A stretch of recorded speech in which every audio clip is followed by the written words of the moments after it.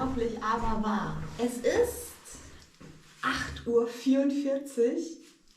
und wir sind abreisebereit.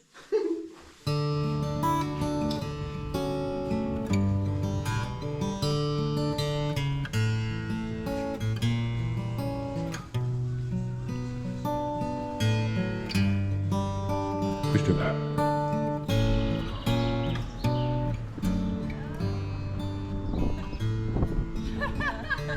Tschüss und vielen Dank. An Tag 2 geht es heute von Riedberg durch die Flora Westfalica bei Reda-Wiedenbrück bis zum Kloster Marienfeld, wo wir meinen Bruder einsammeln. Gemeinsam geht es dann weiter an der Ems entlang bis Warendorf.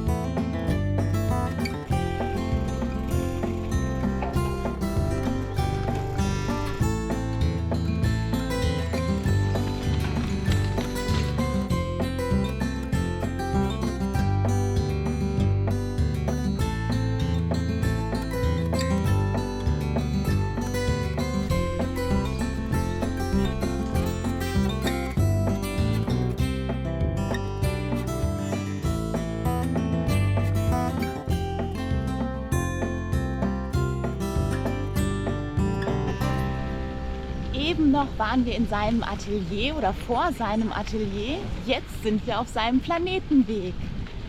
Hier hat sich der Künstler Angelo Monitilo ausgelebt. Auf dem Planetenweg hat er verschiedene Planeten aus Metall, Schrott aufgestellt.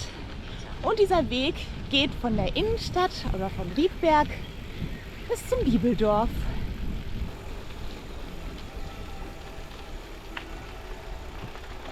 Das Bibeldorf der evangelischen Kirchengemeinde Riedberg ist ein deutschlandweit einzigartiges Projekt.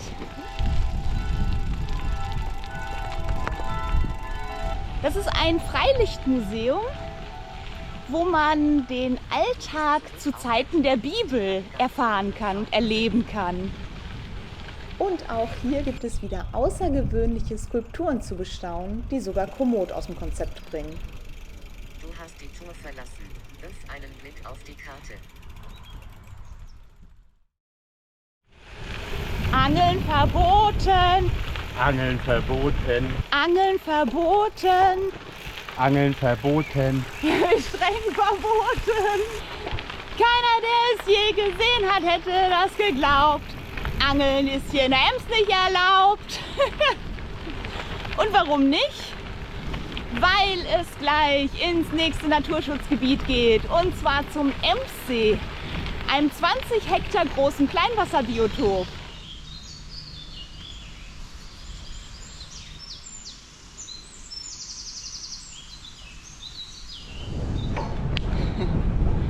Wir fahren heute mit Rückenwind. Das wird aber wahrscheinlich auch das einzig Positive bleiben vom Wetter her am heutigen Tag. Denn ab Mittag soll es anfangen zu regnen, ab frühen Nachmittag sogar mit schönen Gewittern, Sturmböen und Hagel. Ich bin gespannt, ob uns das erwischen wird. Ich habe keinen Bock, wer weiß, wie nass zu werden. Deshalb wird es dieses Mal wieder eine Pension werden. Und mal gucken, wie weit wir heute kommen. Entweder nehmen wir uns eine Pension in Greffen oder in Warendorf. Und jetzt geht es erstmal nach Wiedenbrück.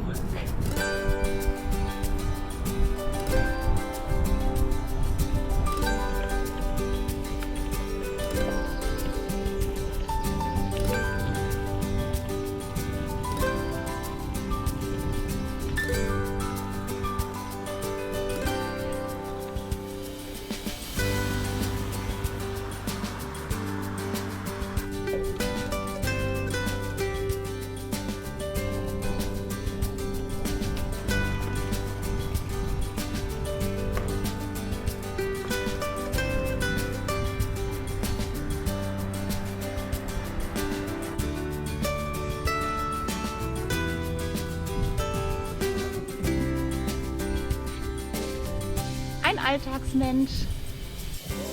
Herzlich willkommen in der über 1000-jährigen Stadt Wiedenbrück, Teil der Doppelstadt Reda-Wiedenbrück. Hinter mir sieht man die Marienkirche von 1470. Sie ist Teil des ehemaligen Franziskanerklosters gleich nebenan. Und meine nette Gesellschaft besteht aus Alltagsmenschen der Künstlerin Christel Lechner. Die sind hier überall verteilt und ich hoffe, wir finden die restlichen auch noch.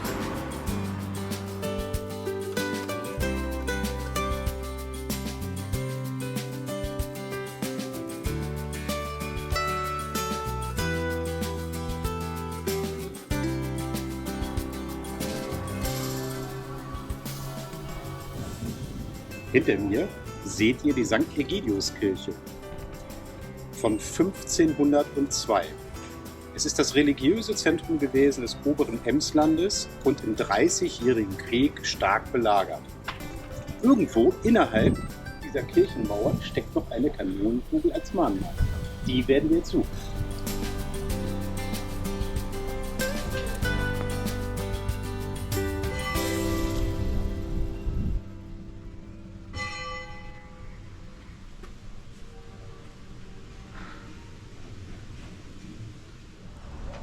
Jetzt befinden wir uns hier auf dem schönen Marktplatz bzw. Kirchplatz in Wiedenbrück mit dem historischen Rathaus von 1619.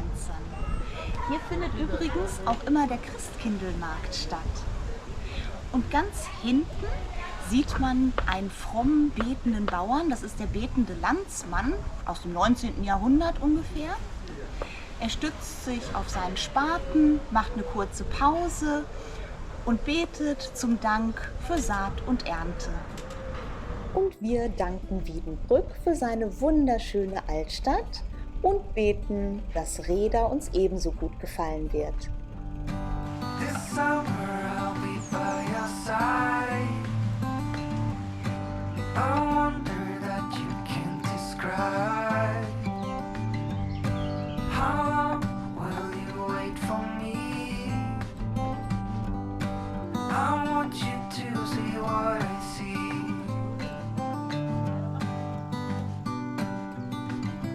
I see you. How I see you.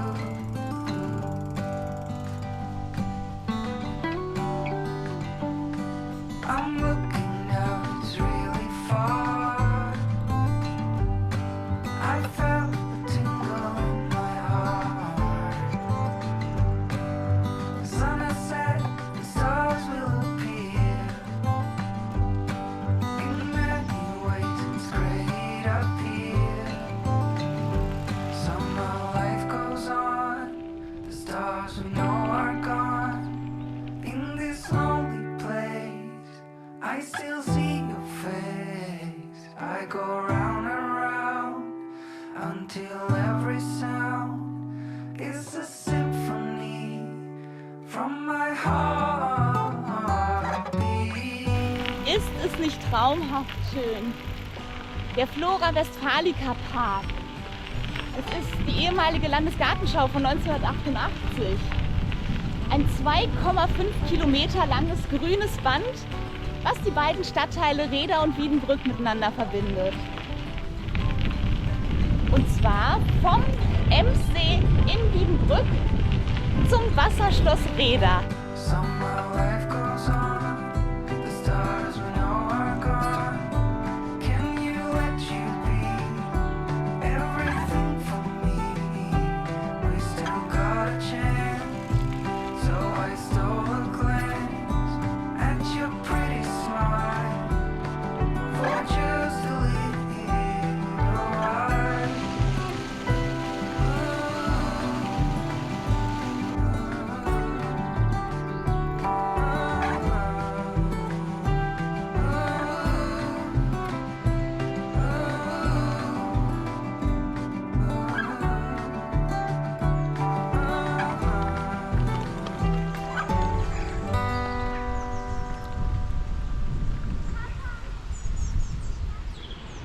Hinter uns sehen wir jetzt die wunderschöne ehemalige Wasserburg von Rheda.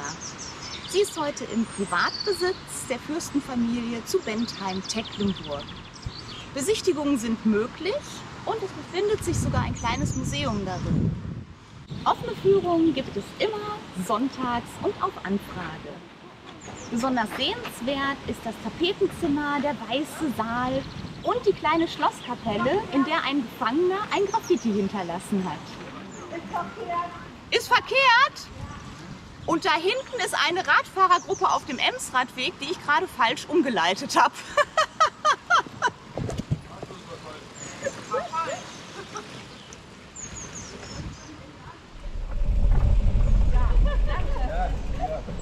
Genau, sie hat das T-Shirt an.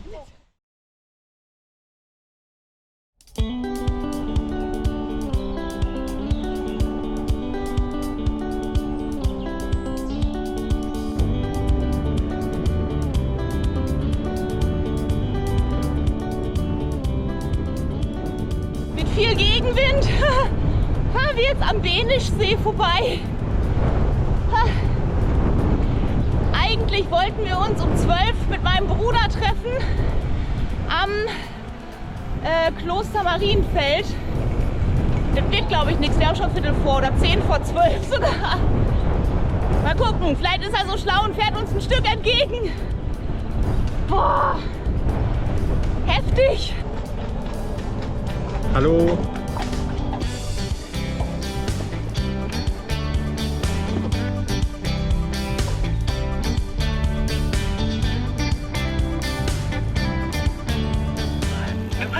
Calling does not answer. Please try again later. Ja, jetzt habe ich gerade versucht, meinen Bruder anzurufen, um ihm zu sagen, dass wir nicht pünktlich um 12 Uhr an der Klosterpforte sind, unserem eigentlichen Treffpunkt. Und ich erreiche ihn nicht. So ein Mist. Aber wir beeilen uns. Hallo? Hi. Hi. Und, wo seid ihr? Ich denke mal, wir brauchen noch so ungefähr, weiß ich nicht, 10 Minuten. Ja. Also wenn du möchtest, kannst du uns entgegenkommen. Ja. Ich bin mir nicht sicher, ob ich das wirklich finde, weil ich mir den Weg jetzt noch nicht so genau angeschaut habe. Ach so. Wir verpassen wir uns. Ah, Ich laufe hier so ein bisschen rum, guck mir das hier schon mal an. du kannst schon mal ein Klosterbräu bestellen. Ja, alles klar. Okay, bis nachher. Gleich, ciao. Ciao.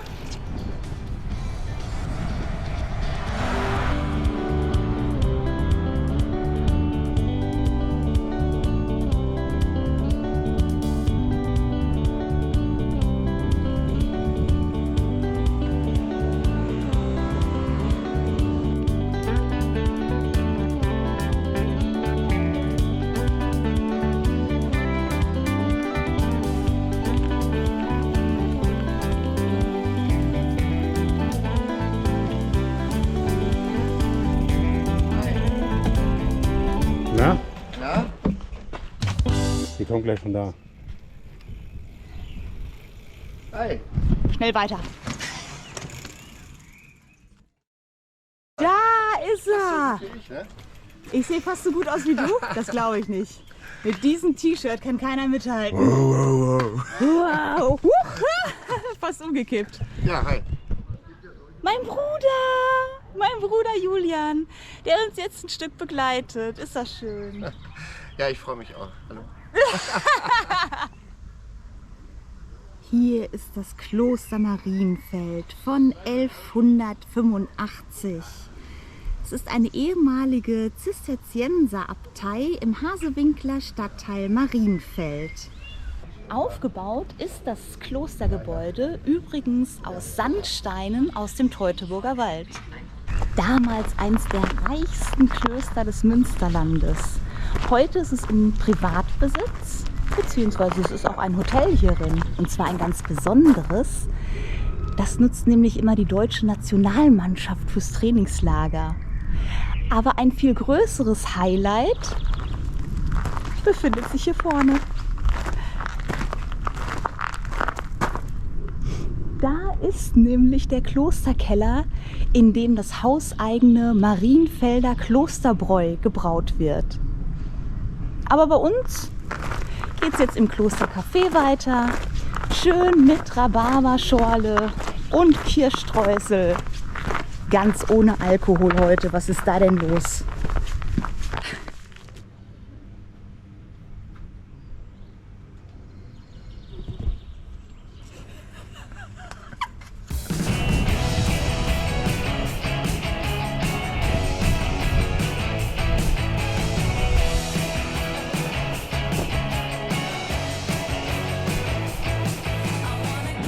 Mittlerweile hat es angefangen zu regnen und wir machen uns auf den Weg zum Naturschutzgebiet Bohmberge.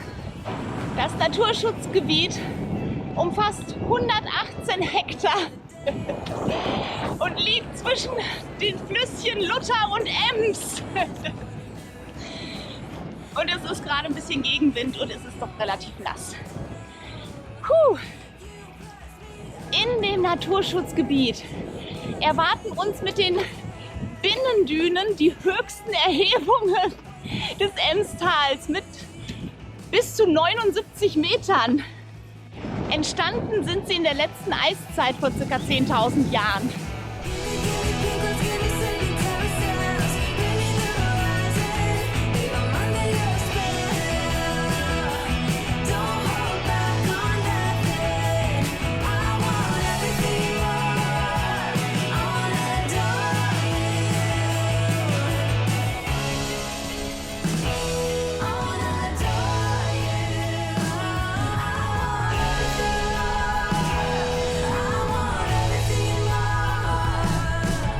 Also irgendwie habe ich mir Dünen sandiger vorgestellt.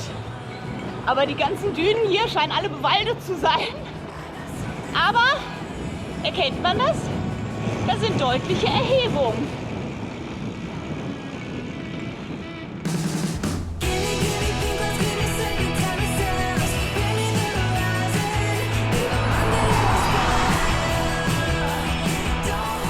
Jetzt fahren wir an Hasewinkel vorbei. Bekannt durch den größten Arbeitgeber der Region, den Landmaschinenhersteller Claas. Und seit 2013 trägt Hasewinkel deshalb den Zusatz die Mähdrescherstadt.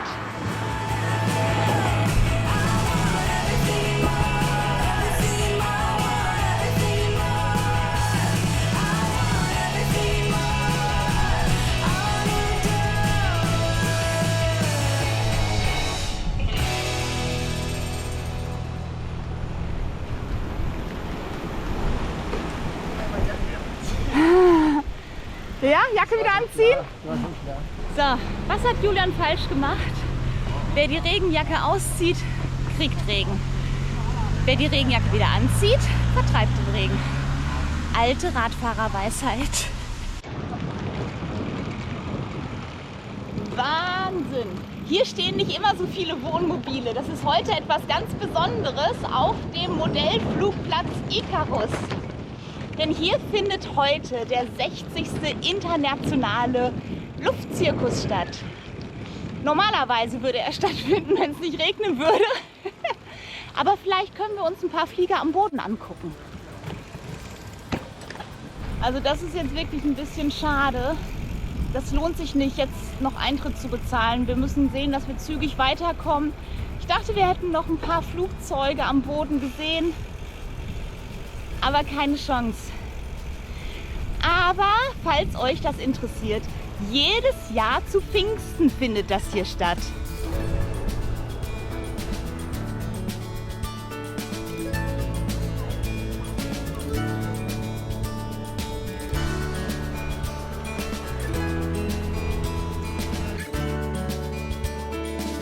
Letzte Toilette vor der Waldpassage.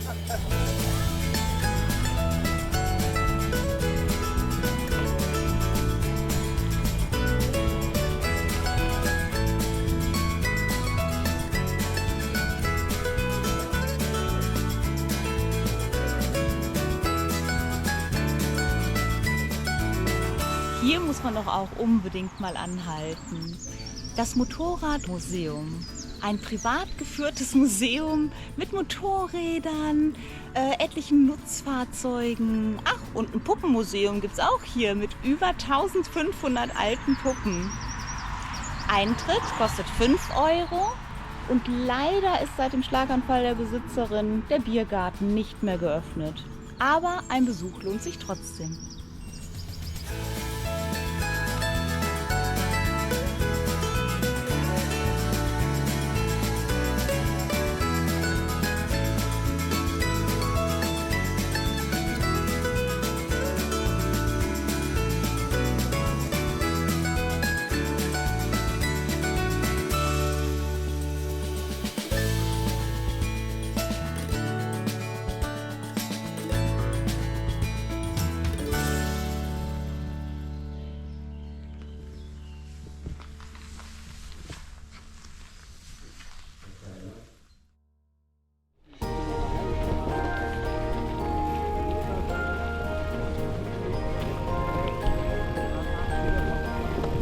Normalerweise geht der Emsradweg nicht hier lang.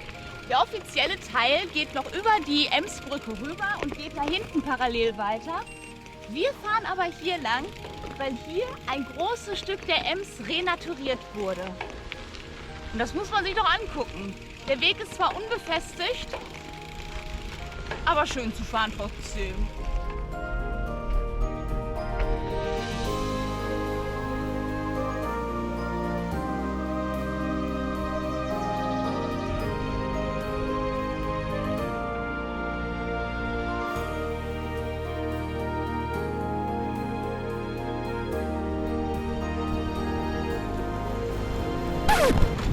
Merkst du was?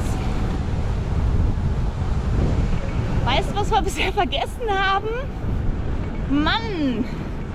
Wir sind hier schon den 2. Tag unterwegs und wir haben es noch kein einziges Mal gesagt. Müssen wir nachholen, ne? Mal gucken, wann. Jetzt geht es erstmal noch ein paar Kilometer durch die Felder. Und dann geht es, ich glaube, das nächste Café ist die alte Herrlichkeit. Bin ich auch schon mal gespannt drauf. Und die ist nämlich schon kurz vor Warendorf, der Pferdestadt.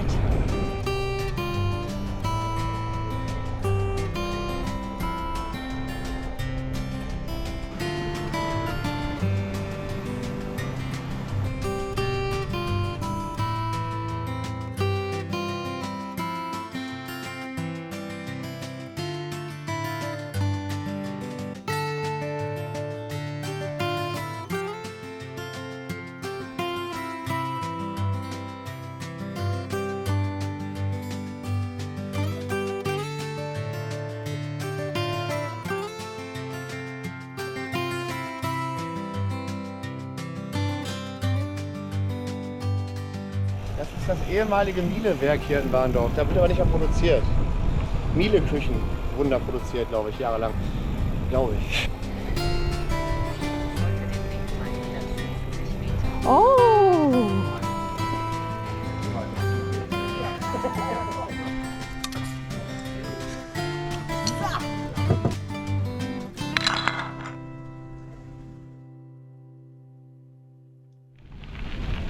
So toll gerade. Das war eine schöne Pause im Gasthof Die Alte Herrlichkeit. Wirklich toll. Sehr zu empfehlen. Und jetzt geht's auf direkten Weg nach Warendorf. Wir haben uns schon wieder für ein Hotel entschieden. Wir haben gerade angerufen und wir hatten Glück. Wir haben ein, ich glaube, relativ schönes Hotel. Direkt am Markt.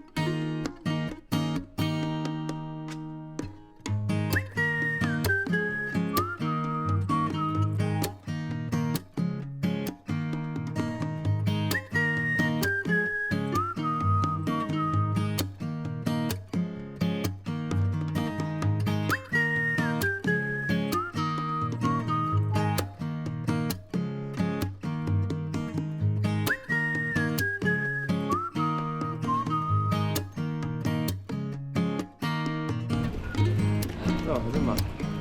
Da sind wir am Hotel angekommen. Gut, und jetzt? Jetzt gibt's was zu essen. Jawohl. Passend zum Beginn des großen abendlichen Regens sind wir unterm Schirm eines schönen italienischen Restaurants gelandet. Und dieses Restaurant gehört zufälligerweise auch zu unserem Hotel. Perfekt, direkt auf dem Marktplatz.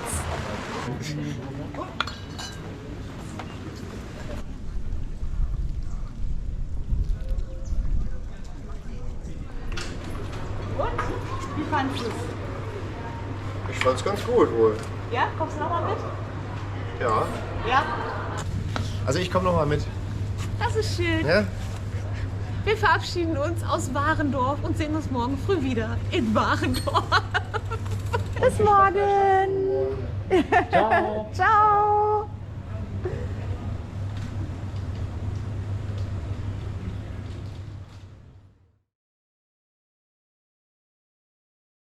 Das Bibeldorf. Blablabla. Führung blende ich gleich ein. Entschuldigung. Brauche mal ein bisschen länger hier.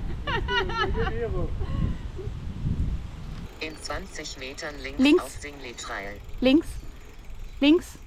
Schatz. Ah. Ja. Das war nichts mit links. Zum Naturschutzgebiet. Scheiße! Ich erzähle gleich weiter. Bitte unterlassen Sie sämtliche Geräusche. Bitte? Bitte unterlassen Sie sämtliche Geräusche. Musst du jetzt reden? Ja, nein. Aber Ach so. das ist schön, wenn man dieses Ja, ja. Plätschern noch hört. Das ist ein Pinkel, wenn du möchtest. Ach, jetzt.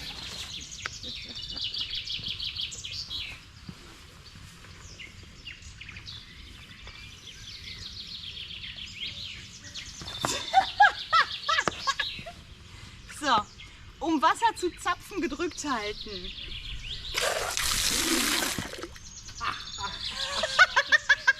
Das plätschert so schön. Das plätschert so schön, genau.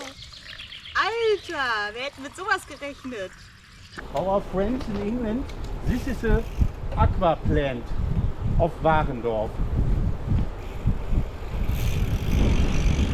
Aqua plant. Ja? Hast du gerade Schilder durchgelesen? Nee, Sondern? das weiß ich, ich bin SAP-Berater. Was ist das für eine Kirche? Schöne. Frau M verabschiedet sich jetzt von Herrn M. Wir haben es auf Kamera. Wir sind zwar nicht drauf, weil Markus irgendwo anders hinhält, aber wir haben es auf Kamera, den Ton zumindest. Hallo! Also ich meine, so groß seid ihr jetzt auch nicht, aber ihr wart die ganze Zeit... Ich fand den Wein so schön. Guck mal, wie er dahinter guckt. Die Augen schon so ein bisschen so.